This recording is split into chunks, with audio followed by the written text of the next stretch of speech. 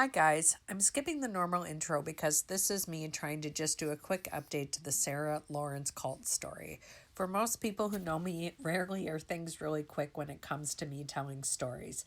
Anyway, I would love it if you subscribed, gave the video a like, and left a comment. If you somehow got to this video and are like, Sarah Lawrence cult what? I'll link the original video down below. The trial of Lawrence Larry Ray began on Thursday, March 10th, 2022 in the Federal District Court in Manhattan.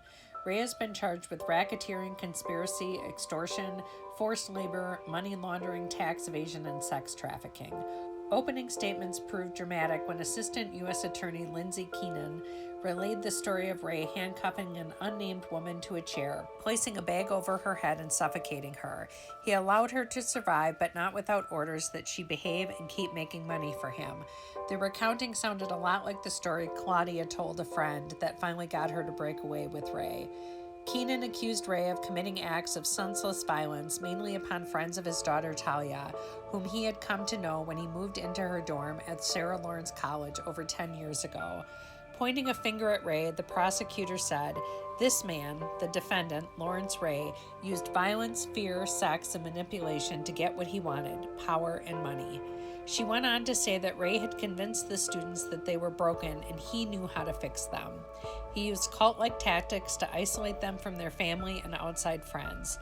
He got them to confess to crimes they never committed and charged them huge sums of money for damage he claimed they did to his property.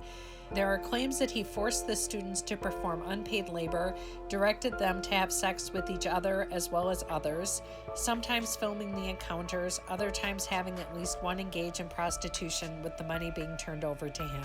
Ray's attorney, Allegra Glasshauser, used her opening statements to counteract the prosecution's narrative, claiming that Ray was the victim of group illusion. The defense claims that the students Ray met and lived with were creative writing types, something Sarah Lawrence College is known to attract, and that they took the stories Ray told them to create their own stories of a fantastic conspiracy with Ray at the center of it all. The defense also brought up that some of the students had mental health issues before ever meeting Ray. Glasshauser told jurors, "You're going to hear some outlandish things, and you're going to have to go through the looking glass, through the magic mirror, to understand everything that led to Ray being federally indicted." Yeah, I'm sure that's really true, right? I don't know what would get me to believe his story, but, in Alice in Wonderland, I don't know. Santos Rosario began his testimony on the first day of the trial. He described the initial months after Ray moved into the dorm as good and that Ray was attentive and friendly, but that at some point all that changed. Ray would often call him trash and scum and would hit and slap him as things escalated, and at one point he held a knife to my genitals, he claims. On day 2 of the trial, an audio recording was played for the jury where Ray can be heard ordering Santos to crawl across the room like a dog. In another, Ray threatens him with a hammer and chides him to go jump out the window. A video played in court shows Santos slapping himself in the face every time his sister speaks at the direction of Ray.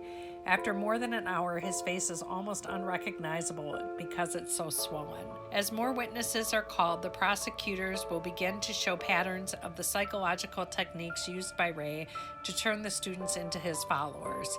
There was an interesting observation and instruction by the judge on the second morning of the trial. Judge Louis Lyman spoke directly to the defendant, telling Ray that his nodding either in approval or disapproval to witness testimony had better not continue. Monday, day 3 of the trial, when I'm recording this, had Santos still testifying. The most shocking revelation was that he says one time, when Ray claimed that he and his sister were acting like babies, he had Isabella put diapers on them. Isabella Pollock, one of the students who came under Ray's control, has also been charged as a co-conspirator and will be tried separately from Ray. Prosecutors say that she became Ray's right-hand man, so to speak, and at some point began participating in Ray's abuse of her friends. The trial will continue, and Ray is facing potential life in prison. So I will try to update again when we have a few more days of the trial gone, and then eventually there'll be a verdict, and I'll update again then. Thanks for listening, and remember to subscribe to the channel. Thanks. Bye.